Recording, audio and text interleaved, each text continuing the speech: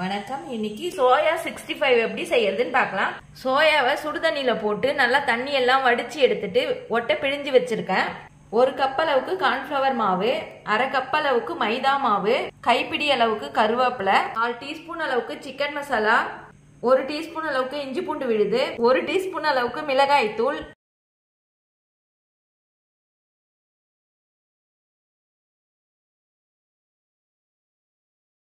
தேவையான அளவுக்கு சால்ட் சேர்த்துக்கிறேன். தண்ணி எதுவும் சேர்க்காதீங்க, நல்லா கலந்துக்கலாம். இந்த அளவுக்கு தண்ணி சேர்க்காம நல்லா கலந்து வச்சிருக்கேன். இதை எண்ணெயில போட்டு பொரிச்சு எடுத்துக்கலாம். கையாலே நல்லா உதிர்த்தா மாதிரி போட்டுக்குங்க. இந்த அளவுக்கு மொறுமொறுப்பா வெந்த பிறகு இப்ப எடுத்துடலாம்.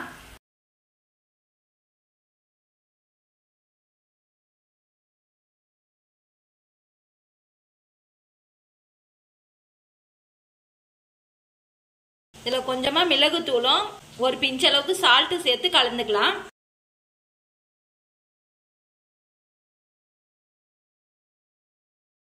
கிறிஸ்பியான இந்த சோயா 65 நீங்களும் வீட்ல செஞ்சு பாருங்க. செஞ்சு பார்த்துட்டு எப்படி இருந்துச்சுன்னு சொல்லுங்க. லைக் பண்ணுங்க, ஷேர் பண்ணுங்க, கமெண்ட் பண்ணுங்க, சப்ஸ்கிரைப் பண்ணுங்க.